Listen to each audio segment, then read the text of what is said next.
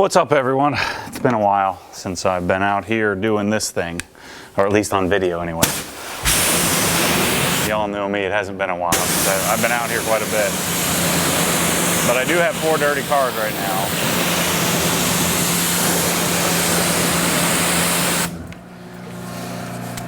Again, if you're new to the channel, cars on camera, especially under this lighting, never look dirty, so just trust me, it's dirty, really dirty. So we're gonna have a good old-fashioned obsessed garage wash and chat. And you know, for years I've used this channel as personal therapy, right, as a way for me to get out of my own head, and the byproduct of it has been a you know, a business has been created because of it. I now have more friends than I can count, and you know, the key component for me is, and probably always will be, the, you know, the therapeutic aspect of me setting up a camera out here rather than going at this life alone, right? And so I'm going to talk through something I've been, and you've already noticed from the title of the video, testing out this brush over my race glaze. But you'll notice from the title of the video that, you know, I'm considering selling this car. And so I figured I'd today take you through the, you know, the thought process, and, you know, what I'm thinking, what's going through my head, and you know, why would I even do something so stupid after spending so much time and money and energy building this thing to just sell it. You know, what the heck is wrong with me? So I'm not sure. So let's first talk a little bit about, you know, the thought process behind this car. Right, I had an 02 AP1 S2000. I also had in 2007.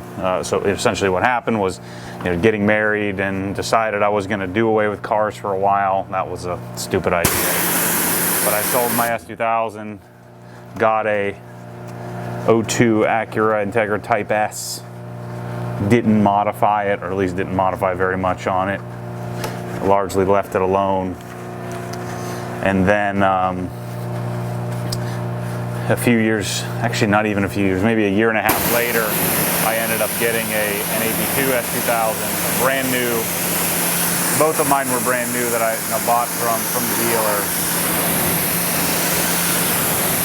So I bought a brand new Silverstone AP2 in 2007. I guess it would have been late 06 when I bought it. This doesn't fit behind there so well.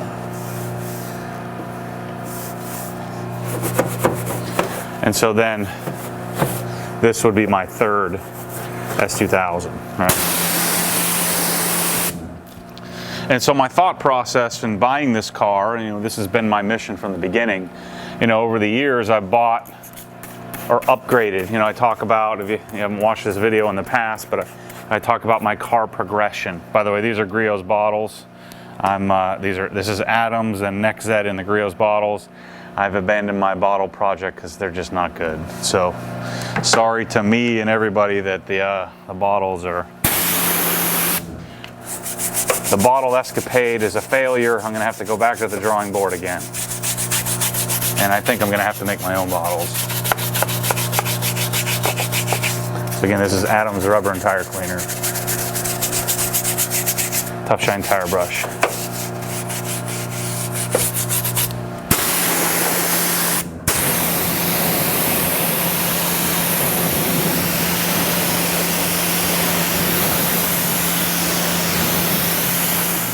As I was just saying about my, you know, my car progression, you know, over the years, I've upgraded cars, right? And so my my AP2 S2000 went out in favor of an E92 M3. The E92 M3 went out in favor of a Carrera S. The Carrera S went out in favor of a GT3. The GT3 goes out in favor of a GT3 RS, right? And so the tendency or the goal for me over the years has been to reacquire those cars. I didn't have the funds, the resources, the time, the energy, mainly just the funds, to keep the cars, right? And so I would upgrade or progress and sell. And so I'd sell the one car in favor to use the funds to get the next car. That and generally some help from a bank. And so the goal, or so I thought, this reminds me very similarly of my goal to become a weekend racer, right? A weekend track guy. The goal has always been to go and reacquire the cars that got away. So as I had this resources, funds, the time, the energy, the whatever, energy never really entered in the equation. I just assumed that I would get all those cars that got away, and I'd go back and I'd get an S2000, and in this case I got the ultimate S2000, right? So you all saw me buy the 06, and then very quickly when this showed up decided to spend the extra money and get the ultimate S2000, which would be the CR, right? This car.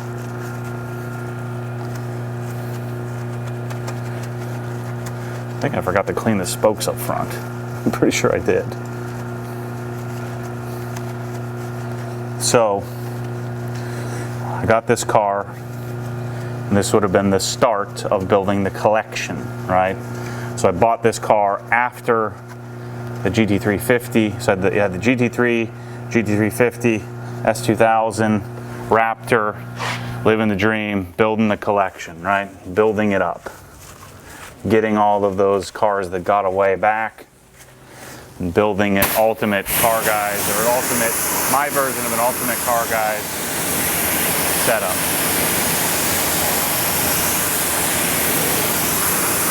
And so the reason I make that reference to, what I thought, much like I thought I was going to be a weekend racer. The very first time I ended up going out to the track to Sebring, I hated it, right? So it was like this shock, this like, oh my gosh, what is wrong with me? Why don't I love this? I mean, this is what I've been building towards. This is what I've been working towards. I'd always made the excuse that, well, I don't want to take my only car. I need to have two cars before I can go to the track. And then I went to the track. And for a long time, I remember making a post on Bimmer posts, on M3 posts after taking my E92 to the track, saying, look, I'm going to be honest with you. This has been my mission. This has been my path. And now I hated it. I hated every second of it. And of course, the advice was just keep going. And so I've gone several, a dozen more times, and I still don't like it. It's not for me.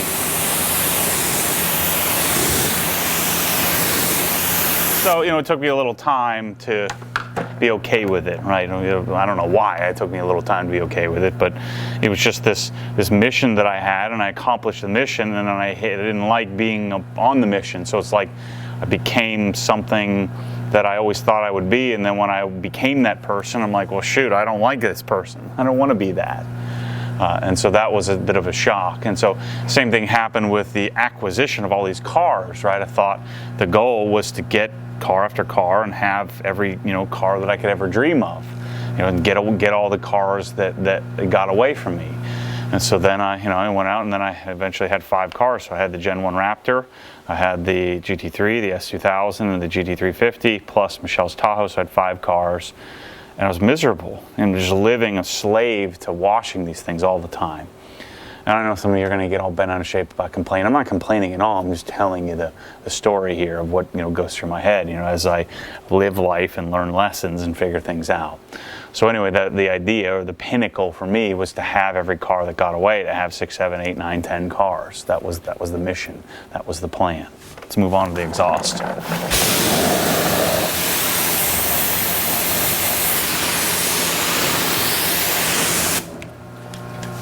So now I have a lot of cars, and they're dirty half the time. That's another thing is, living in Southern California and living in Central Florida, I know it seems odd. Even living where you guys up north or in the Midwest, where it snows, summertime is different than it is here. Here, summer, winter, spring, fall, there's always something, whether it's pollen, love bugs, general summer bugs, and then rain, of course.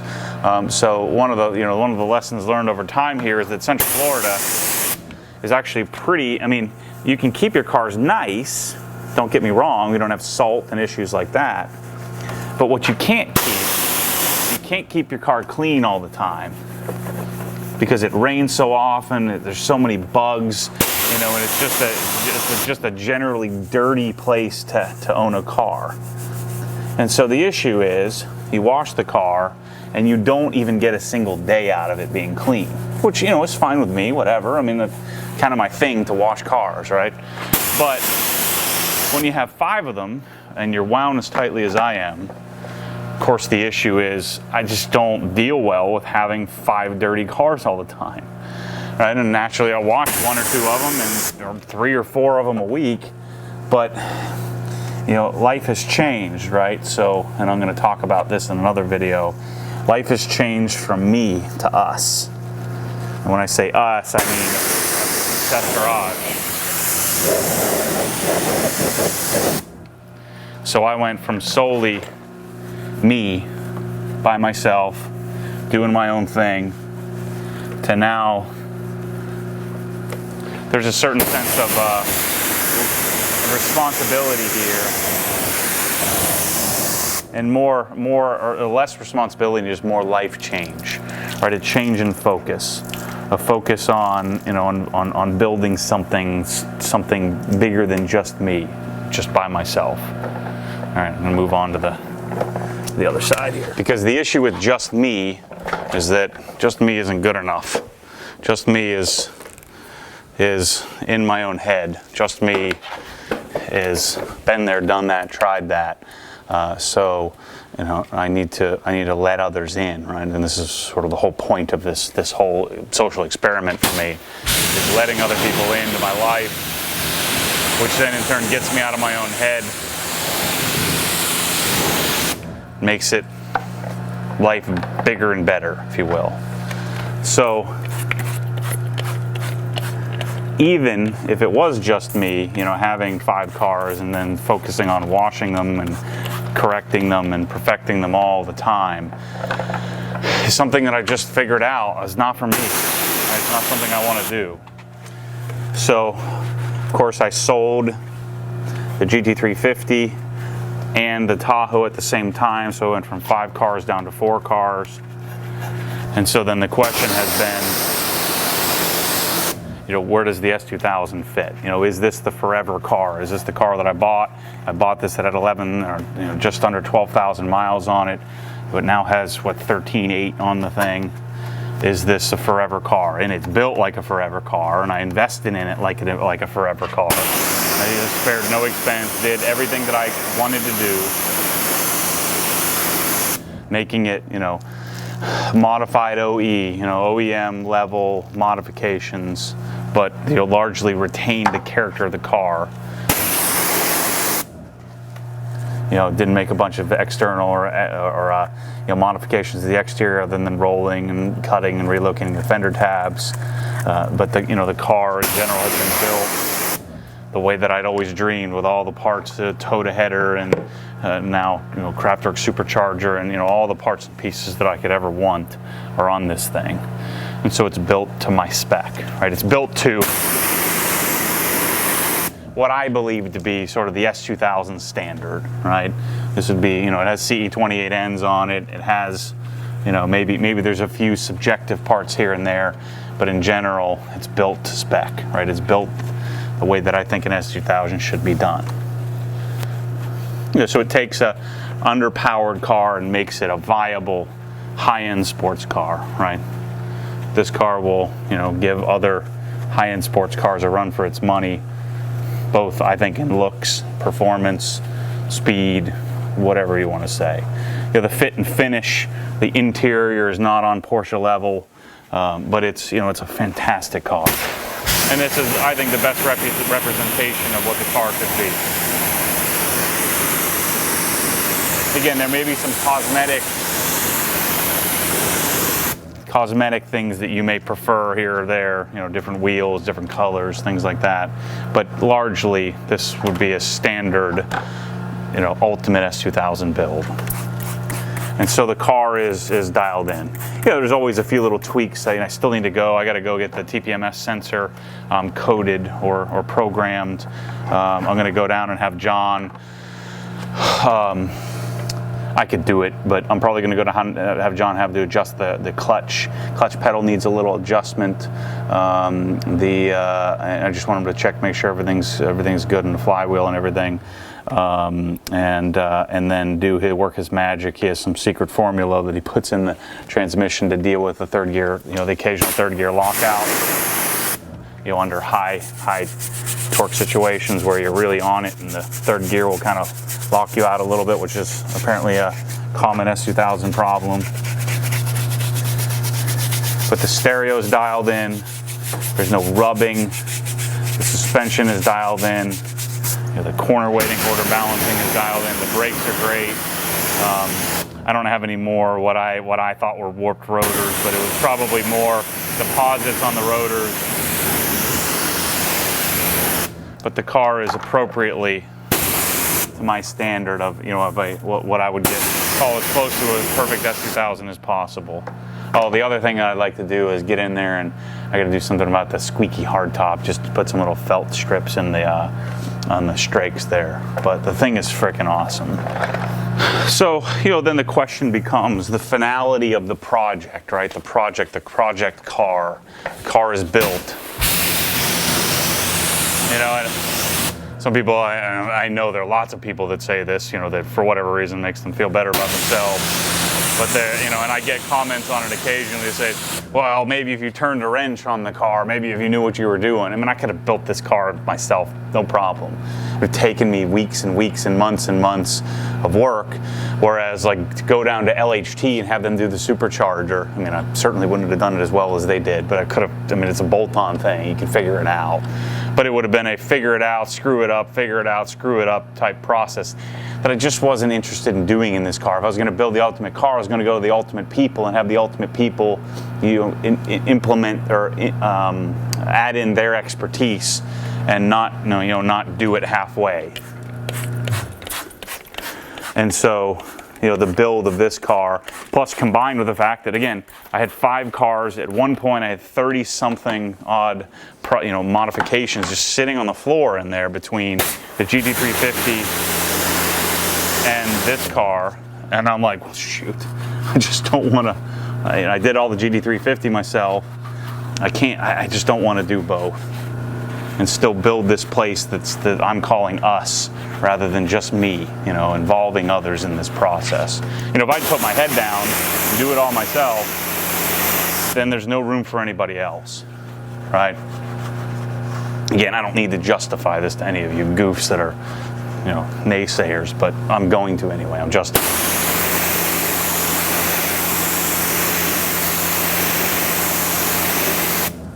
I'm still amazed by this brush and how you can beat the crap out of it. It just stays so clean, even with all the brake dust.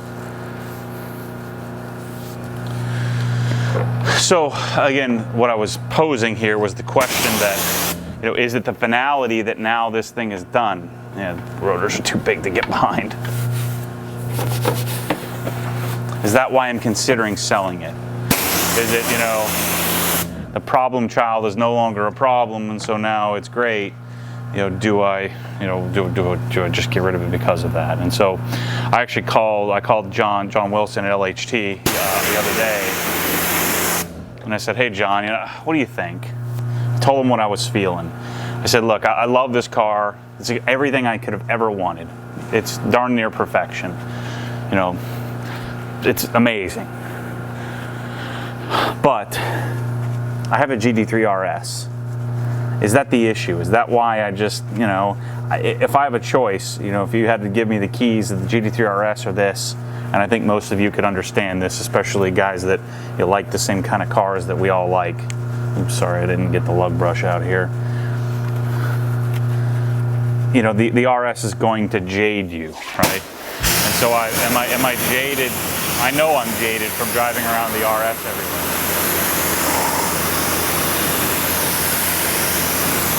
Would there ever be an instance where I would grab the keys to this, other than going to like an S2K meet, which I haven't been to? Would there be any reason why you would grab the keys to this over the GT3 RS? And in my current soft old man state, no, there isn't. So then I contemplate selling, right? Selling this thing.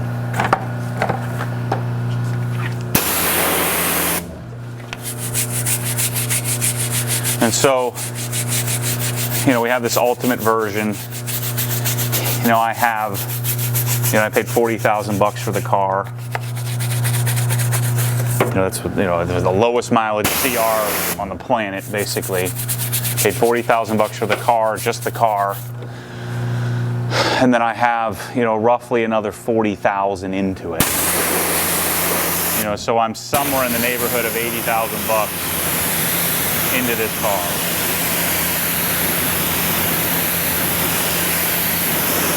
Now, if you really struggle with math, just keep your mouth shut on this one. There's no benefit for me to tell you to spend $80,000 in the car if I didn't spend $80,000 in the car. So I spent $80,000 on the car and building every little part and piece. And then there's some intangibles, like, John and I, we shot a whole video series, and it helped both of us, the equal exchange in value and connecting audiences. And so, John didn't charge me anywhere near what it would normally cost. So, I'm probably undervaluing what I paid. I paid $7,000 or $8,000 or something like that for all the stuff that we did. Things like him modifying the exhaust and things like that, he really didn't charge me for. I basically paid for what the parts cost, and then a lot of his labor he included. There's other things like the labor of paint correcting. I have the guy from CarPro, the CarPro guy, coming to help coat this thing, and so there's some things on this that you otherwise wouldn't get. The $5,500 stereo. Just the things that all add up to, again, I didn't do this on a budget. I did this exactly the way I wanted to do it, and I was super fortunate that I had the resources to just spend whatever it cost, and that's what it cost. And so the question of selling it is, do I take it down to John and have him take it apart, right, and put it back to stock, which would be super easy to do. Everything's bolt on. Other than maybe a few pieces of plastic that are trimmed in order to fit the supercharger should go back 100%, and even those plastic parts we could probably just buy to make it 100% factory. So then I have a 14,000 mile black paint corrected CR, because the paint was jacked up when I got it. We dialed that in. So your question is, do I put it back to stock, try to sell the thing for $45,000? It seems like Hondas have gone up a little bit since I bought this, whatever, 9 months ago or a year ago. And so do I do that and then part it out and sell all the parts, which would be probably pretty easy, because I take really good care of this stuff. And then with the reach, the amount of S2000 people that follow, what I'm doing with this thing, will everybody be looking to get it, discount. So, I could sell a lot of these parts for probably 20-30% less than what I paid for them. And so, in most cases, I'm going to recover a large percentage of my money back. Or do I find somebody who wants this, built? Just think about, man, I don't even want to think about it. Even just the hours of me going and spending with this car through the build process of, the multiple alignments and working on getting the rotors to fit, and roll center adjusters, and pressing out all the fittings, and getting the suspension completely dialed in, and just all the little tweaks, even tuning the stereo. First of all, getting the stereo installed, the tint, every aspect of this car. I mean, I don't know, I probably have, even though I didn't build it myself, I mean, personally, 60, 70, 80 hours into going and getting all of this stuff done to this, traveling, trailering, hanging out, shooting video, and just being a part of the build process. I couldn't imagine, unless you just happen to be fortunate enough to just turn it over and just have, an LHT build it for you. The build process on this thing is massive, And so that intangible is something that maybe there's somebody out there that just wants to have that all done. All right, let's get this foamed, and I'll keep talking.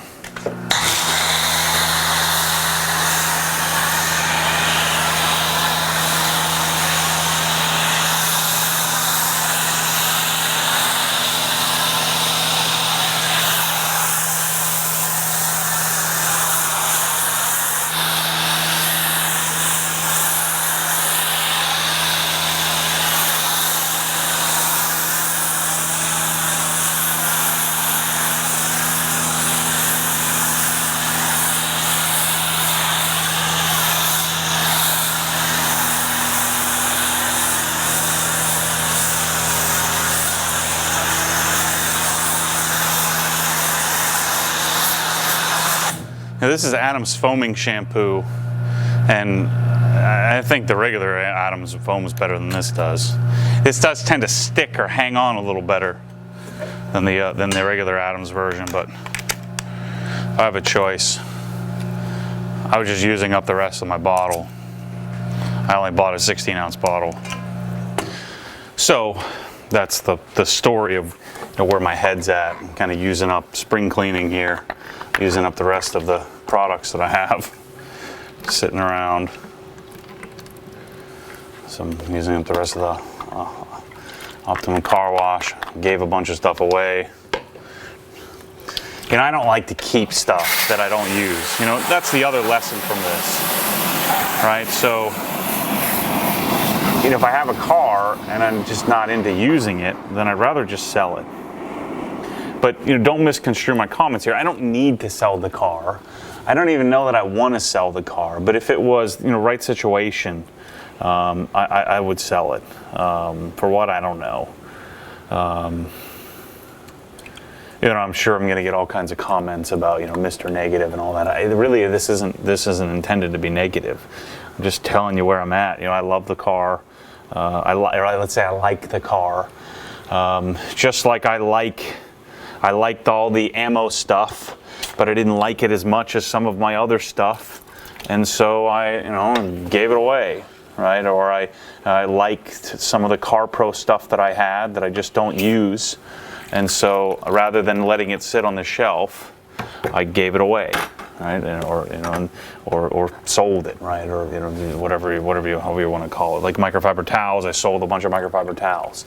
And the reason I gave away all the detailing stuff is because I didn't want to deal with shipping it.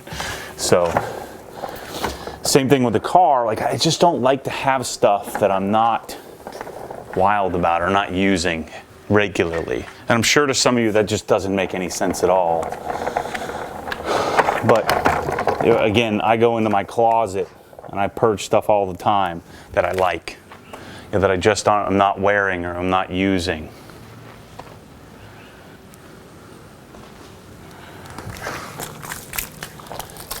And so that's just a common trait of mine, where I like to keep things fresh, I like to keep things clean, I like to keep things that have value to me, and I don't like to waste things. And by wasting to me is a little different definition than most people. Wasting to me is just having it sit there. I don't really like to collect stuff. I like complete sets, but only if that complete set is something that I'm using regularly. Again, I get that I'm an odd bird here, but it's just, again, simple truth. Someone made a really good point on this, which I've implemented, is, you know, when I was sharing my process of doing this, turning and swiping, it just came natural. I didn't even think about it. But instead, just going back and forth would be a superior way to wash, right? Because then I'm not dragging the dirt across the front end of the sponge. I'm simply dislodging it and then hoping that I'll be able to blow it off whenever I dry it or whenever I rinse it. So anyway, I thought that was a pretty, so kudos to you who gave me that little bit of, that little tip as you're critiquing the process. Made a lot of sense to me anyway. I still think using multiple sponges is kind of stupid, but I'm still doing it. Also notice, you know, I've been monitoring how the paint has been doing. It seems to be doing okay. I mean, again, monitoring it without a light, I don't even want to get a light out. I don't even want to know what's happening here.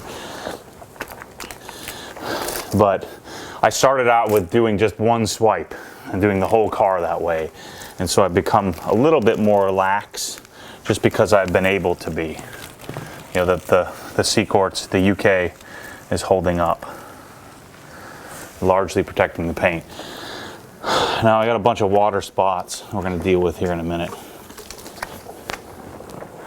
So another modification that I would do here, if I do keep the car, I'm going to be peeling off all of this clear film off of the front of it.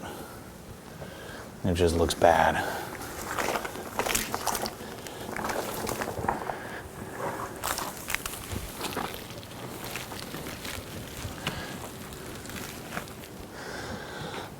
You know, this car as a whole is great. You know, so don't get me wrong. But, you know, I would say to the people watching this video that have an interest in this car, you know, make me an offer.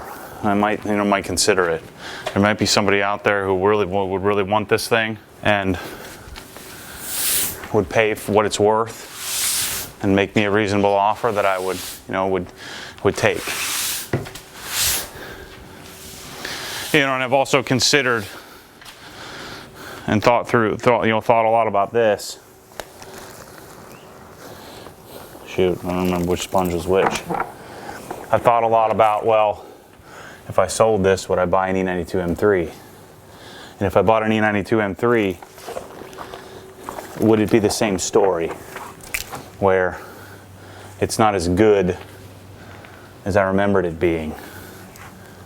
Or it is, let me rephrase that. It is as good as I remembered it being. This car is. This one's way better than what I remembered it being. But what place am I? You know, I'm clearly the issue here. The car isn't the issue. It's me as a human and what I've evolved into. Whether it's, call it a snob or jaded by Porsche, or just now knowing what's better, knowing what my options are, knowing that, you know, I prefer the Porsche and being okay with that.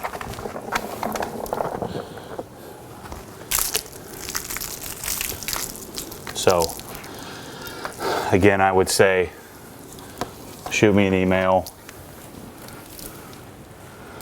make me an offer, and shoot, who knows? Maybe I'd consider it. So I'm going to keep washing and I'll come back and wrap this up here in a minute. So that's a story. Anyway, bring you up to date. Like I said several times in the video, you know, I don't need to sell the car. I've got a place to put it now at OGHQ, which is right down the street, which is where I'm going to take it right now. Car's great. It's just, you know, it's not you, it's me, right? It's the having four cars and caring for them, and there's only so much obsession in me, and so I think that's the main reasoning why I would consider doing it. So I think I would do better having an RS and having a Raptor just to drive around as my daily driver, and be a simpler life. But who knows? We'll see. I'm sure I'll make this mistake over and over again, where you know, I've just like I've made the mistake of going to the track, I always go back and then I remind myself of why I don't like it. I did it with cycling a couple of times too, where I thought I was going to be Lance Armstrong. So anyway, I think you know, I think that, you know, if someone wanted the car and made me an offer for it, I think I'd probably highly consider it. You know, especially if I was able to sell it as is. You know, I have all the stock parts. You know, they're all actually in the trailer in the front of the garage here.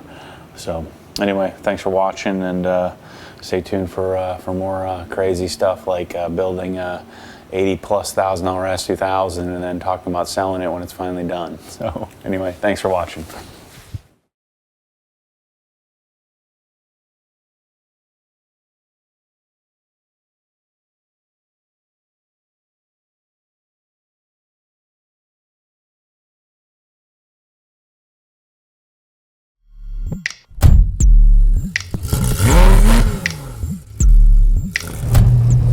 What happens when the force pulls you back, your foot naturally comes off the gas. You have to keep your foot to the floor, foot to the floor.